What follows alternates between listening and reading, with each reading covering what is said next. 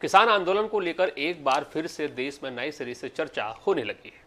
इस चर्चा को हवा तब और भी अधिक मिल गई जब बीते दिन देश के उपराष्ट्रपति जगदीप धनखड़ ने केंद्रीय कृषि मंत्री शिवराज सिंह चौहान को इस मुद्दे पर काफी खरी खोटी सुना दी।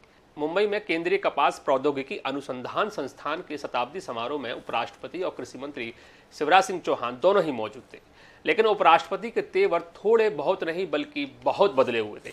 अक्सर केंद्र सरकार के समक्ष सम्मान दिखाने वाले उपराष्ट्रपति को संसद में सांसदों द्वारा भी कई बार ट्रोल किया गया है।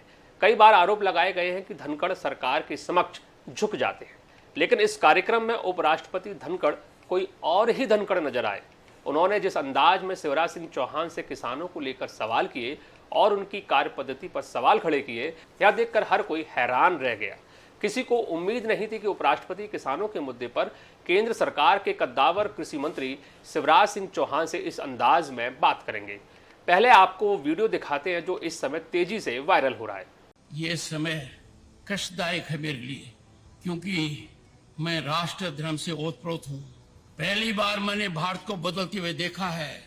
पहली बार मैं महसूस कर रहा हूँ कि विकसित भारत हमारा सपना नहीं, लक्ष्य है। दुनिया में भारत कभी इतनी बुलंदी पर नहीं था। दुनिया में हमारी साख पहले कभी इतनी नहीं थी। भारत का प्रधानमंत्री आज विश्व के शीर्ष नेताओं में गिना जाता है। जब ऐसा हो रहा है तो मेरा किसान परेशान क्यों है, क्यों पीड़ित है? Why the farmer is stressed? ये बहुत गहराई का मुद्दा है। इसको हल्के में लेने का मतलब है we are not practical, our policy making is not in right track. कौन है वो लोग कहते हैं कि अपने किसान को उसके उत्पाद की उचित मूल्य दे देंगे? तो मुझे समझ में नहीं आता कोई पहाड़ गिरेगा। किसान अकेला है जो ऐसा है। He doesn't decide what he can decide. कृषि मंत्री जी, एक एक पल आपका भारी है। मेरे आपसे आग्रह है और भारत के संविधान के तहत दूसरे पद पर विराजमान व्यक्ति आपसे अनुरोध कर रहा है कि कृपया करके मुझे बताइए क्या किसान से वादा किया गया था, और वादा किया गया वादा क्यों नहीं निभाया गया, और वादा निभाने के लिए हम क्या कर रहे हैं? गत वर्ष भी आंदोलन था, इस वर्ष भी आंदोलन है। काल चक्कर घूम रहा है, हम कुछ कर नहीं रहे हैं। मेरे साथ इस मुद्दे पर बात करने के लिए मौजूद है हमारी न्यूज एडिटर सोनल भारद्वाज जी। सोनल जी, कार्यक्रम में आपका बहुत स्वागत है। शुक्रिया अभिषेक जी। सोनल जी, ये धनखड़ जी का जो आपने अभी वीडियो देखा जी, ये इतने सख्त धनखड़ ये कब से बन गए इतने सख्त? मतलब इससे पहले तो ये ट्रोल होते थे कि ये काफी झुके हुए धनखड़ हैं। ये इतने सख्त धनखड़ का जो चेहरा आपने देखा, इसके पीछे की वजह क्या आप मानती हैं? देखिए, सबसे पहले तो क्या है कि कई बार ऐसा होता है कि जो जैसा दिख रहा है वैसा नहीं होता, या वो जिस पद पर है उसकी गरिमा को उसे बनाकर रखना होता है। और उपराष्ट्रपति के पद पर हैं धनखड़ जी, तो उस गरिमा को बना रख रहे हैं, लेकिन साथ ही साथ उस गरिमा के साथ हमें उनका थोड़ा बैकग्राउंड भी देखना पड़ेगा। बैकग्राउंड जब हम देखते हैं तो हम देखते हैं कि वो जो है एक जाट फैमिली से आते हैं। जब हम उनका बैकग्राउंड देखते हैं तो वो वकील रहे हैं और कई महत्वपूर्ण पदों पर वो रहे हैं।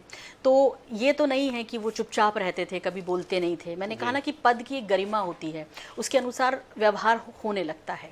लेकिन साथ ही साथ जब आप कई सारे जिम्मेदार पदों पर रहते हैं और फिर देश का किसान, क्योंकि किसान हमारे देश की रीढ़ की हड्डी है, जब वो परेशान है और वो भी अभिषेक जी पिछले 10 महीनों से परेशान हैं, तो फिर चिंता तो किसी को करना लाजमी है। और हाँ, उपराष्ट्रपति ने इस तरह के सवाल उठाए तो इस सवाल के अंदर भी कई सारे सवाल हैं अभिषेक जी जो उठ रहे हैं। पहले तो ये कि अभी शिवराज सिंह चौहान को कृषि मंत्री पद लिए कितना समय हुआ? कोई ज़्यादा वक्त नहीं हुआ है। इसके अलावा इसके पहले जो कृषि मंत्री थे, क्या उनकी जिम्मेदारी नहीं थी? क्योंकि 2020-21 में भी इसी तरह का आंदोलन हुआ था, 13 महीने किसान सड़कों पर थे और आज भी वही स्थिति है। इसे लेकर धनखड़ साहब नाराज हो गए। लेकिन इस नाराजगी के पीछे कई सारे सवाल हैं, और वो सवाल ये कि भाई जिस तरह से कृषि मंत्री को उन्होंने निशाने पर लिया है, वो क्या कहना चाह रहे हैं? वो किसानों की चिंता तो कर रहे हैं, लेकिन वो और क्या कहना चाह रहे हैं, ये एक बड़ा सवाल है। अभिषेक जी, क्या आप इसको समझ पाए? बड़ा सवाल ये भी कि जिन शब्दों का इस्तेमाल उपराष्ट्रपति ने कृषि मंत्री को लेकर किया है, उन्होंने सीधे सीधे बोला है कि किसानों के मुद्दे पर या तो कृषि मंत्रालय गंभीर नहीं है या जो नीति निर्धारक हैं वो गंभीर नहीं है। समय का जो कालचक्र है वो वापस लौट रहा है। पहले भी किसान सड़कों पे थे, अब दोबारा से किसान सड़कों पर आने की स्थिति में आते जा रहे हैं और किसानों के मुद्दे पर कोई बातचीत नहीं हो रही, कोई चर्चा नहीं हो रही है। उपराष्ट्रपति ने ये भी बोला कि प्रधानमंत्री ने खुद कहा है कि इस मामले को सुलझाना चाहिए, किसानों से बात होना चाहिए, फिर आखिर बात अटक कहाँ रही है। उपराष्ट्रपति ये भी बोलते हुए दिखाई देते हैं कि कृषि मंत्री को उनको जवाब देना चाहिए, जिम्मेदारी से इस मामले में अपनी बात रखना चाहिए। उन्होंने ये भी बोला कि वो देश के दूसरे सर्वोच्च पद पर मौजूद हैं और देश के दूसरे सर्वोच्च पद पर मौजूद व्यक्ति किसानों के मुद्दे पर कृषि मंत्री से जवाब मांग रहा है। शिवराज सिंह चौहान इस पूरे कार्यक्रम में उनके किसी भी सवाल का जवाब नहीं दे सके थे। तो इतने सख्त लहजे में जगदीप धनखड़ ने सार्वजनिक रूप से जो कृषि मंत्री के ऊपर सवाल खड़े किए, क्या ये केवल कृषि मंत्री के ऊपर सवाल है या इसके पीछे कोई राजनीतिक वजह आपको नजर आती है? देखिए, ये जो सारा जो कहना चाहिए कि बयान है वो बहुत हद तक तो अभिषेक जी जो हमारे राजनीतिक विश्लेषक जो कह रहे हैं वो ये कह रहे हैं कि भाई ये ज़्यादा राजनीतिक है। उसकी वजह यह है कि इसके पहले जो कृषि मंत्री रहे उनसे तो सवाल नहीं पूछा गया इस तरह से, बिल्कुल बिल्कुल, है ना। और साथ ही साथ उन्होंने कहा कि ये मुद्दा ऐसा भी नहीं है कि अभी का, ये लंबे वक्त से चल रहा है, तो फिर शिवराज ही क्यों? फिर उन्होंने जिस तरह से आपने कहा ना कि मंत्रालय को लेकर उन्हें कि क्या काम कर रहे हैं भाई, क्या काम हो रहा है। और वैसे तो, भी हाँ, सोनल जी, किसान आंदोलन का जो सबसे पहले जो घटनाक्रम हुआ था वो उस समय जो कृषि मंत्री थे देश के, वो नरेंद्र सिंह तोमर थे जी। और नरेंद्र सिंह तोमर के पूरे कार्यकाल के दौरान किसान आंदोलन हुआ और फिर कृषि कानून से जुड़े हुए किसानों से जुड़े हुए जितने भी कानून थे वो वापस लिए गए थे।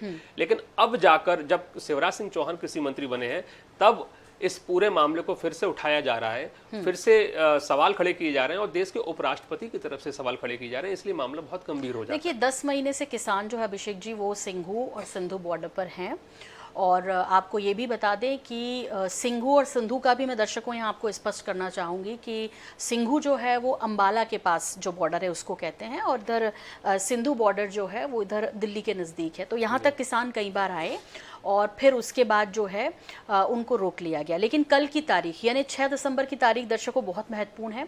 उसकी वजह यह है कि किसान अब दिल्ली कूच करने जा रहा है और 6 दिसंबर की तारीख तय हुई है। जैसा कि आप धनखड़ जी की बात कर रहे हैं अभिषेक जी, उन्होंने बाकायदा उनसे अनुमति मांगी है, इच्छा जताई है मिलने की भी, और उन्होंने ये भी कहा कि अब तक किसी भी सरकार ने हमारी मांगों को पूरा नहीं किया, चाहे वो स्वामीनाथन रिपोर्ट की बात हो। उन्होंने कहा कि भाई हमसे वादा किया गया था जब मोदी जी ने, जब वो प्रधानमंत्री नहीं बने थे, उन्होंने कहा था कि जब हम बनेंगे तो हम ये स्वामीनाथन रिपोर्ट को लागू करेंगे। लेकिन उसके बाद ही, उनके बनने के कुछ समय बाद ही फिर जो है उसमें असमर्थता जताई गई कि ये नहीं हो सकते वादे। अच्छा, C2 + 50% की बात कहते रहे हैं, लेकिन 6 साल के इंतजार के बाद भी ये लागू क्यों नहीं हो पा रहा। यानी मैं MSP की बात कर रही हूँ, जो इनकी प्रमुख मांगे हैं कि भाई खेती को लाभ का धंधा बनाने के साथ साथ उचित मूल्य किसानों को मिलना चाहिए। दूसरा, MSP पर लेकर ये सारी रार है और जिसे लेके खासतौर पर उत्तर प्रदेश, हरियाणा, पंजाब के जो किसान हैं वो इन बॉर्डर्स पर नजर आ रहे हैं। इसे लेकर ये सारा विवाद है अभिषेक जी। लेकिन इस विवाद के बीच वो कौन सी राजनीतिक चीज है जो अब होती दिखाई दे रही है? उपराष्ट्रपति का कहना शिवराज सिंह चौहान को टारगेट करना और ये उनसे बोलना कि आप क्या कर रहे हैं, जबकि आप उनके 6 महीने के कार्यकाल को देखेंगे तो लगातार किसानों की बात कर रहे हैं, लगातार वो बात कर रहे हैं। और इस पूरे घटनाक्रम का फायदा इस समय कांग्रेस भरपूर उठाने की कोशिश कर रही है। जीतू पटवारी प्रेस कॉन्फ्रेंस करके बोल रहे हैं कि वो उपराष्ट्रपति का जो है सार्वजनिक रूप से अभिनंदन करेंगे। उन्होंने किसानों के मुद्दे को उठाया है। मतलब कुल मिला के देखा जाए तो इस पूरे मामले के बाद जो मध्य प्रदेश की कांग्रेस है उसको एक मुद्दा मिल गया है शिवराज सिंह चौहान को घेरने के लिए। लेकिन इसमें एक चीज और आपको बता देती हूँ मैं, और वो ये कि धनखड़ साहब ने ये भी कह दिया है कि भाई ये घड़ियाली आंसू बहाना बंद कीजिए। वो विपक्ष पे निशाना साध रहे थे और कह रहे थे घड़ियाली आंसू बहाना बंद कीजिए। किसान जो कह रहा है कि उसके लिए किसी ने नहीं सोचा, सरकारें कोई सी भी हो, और वो लगातार अपने हक के लिए लड़ रहा है इस ठंड में। सोचिए, दिसंबर आ गया, 10 महीने से बैठे हुए हैं। लेकिन हाँ, इन सब के पीछे क्या हो सकता है? राजनीतिक विश्लेषक कई तरह की बातें कर रहे हैं कि भाई आने वाले समय में बीजेपी के अध्यक्ष पद का, राष्ट्रीय अध्यक्ष पद का चुनाव होना है और इसीलिए शिवराज जी का नाम जो है वो आगे चल रहा है। कहीं ये वजह तो नहीं है? हाँ, है ना, क्योंकि गुट है। मतलब इसमें आप भाजपा के अंदर जो राजनीति है उसको भी आपको समझना होगा कि हो क्या रहा है। क्योंकि सवाल ये भी खड़े हो रहे हैं कि आखिरकार शिवराज सिंह चौहान अपनी ही पार्टी के लोगों के निशाने पर अचानक से क्यों आ गए हैं? हाँ। अचानक से शिवराज सिंह चौहान की कार्य पद्धति पर सवाल क्यों खड़े किए जा रहे हैं, जबकि कृषि मंत्री बने हुए उनको बहुत ज्यादा समय अभी हुआ भी नहीं है। हाँ। और जिस तरह का रिकॉर्ड उन्होंने मध्य प्रदेश में मुख्यमंत्री बनने का कायम किया, वो अपने आप में अलहदा है।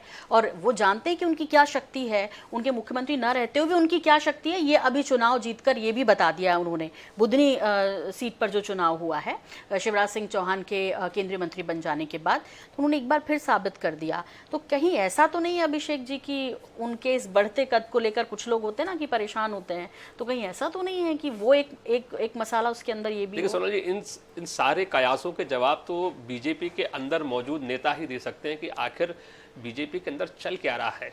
उपराष्ट्रपति जिस अंदाज में सार्वजनिक रूप से अपने ही कृषि मंत्री को लताड़ रहे थे, ऐसा दृश्य पहले तो कभी देखने में नहीं आया। आश्चर्य की बात इसलिए भी है क्योंकि ये जो लताड़ शिवराज सिंह चौहान को मिली है वो किसी विपक्षी नेता के द्वारा नहीं मिली है, बल्कि उपराष्ट्रपति जगदीप धनखड़ के जरिए मिली है। और कुल मिला के जो तमाम सांसद उनको ट्रोल करते थे कि उनकी रीढ़ झुकी हुई है, झुकी रीढ़ का जाट बताते थे, कम से कम इस पूरे एपिसोड के बाद से तो कह सकते हैं कि उनकी रीढ़ अब सीधी हो गई है।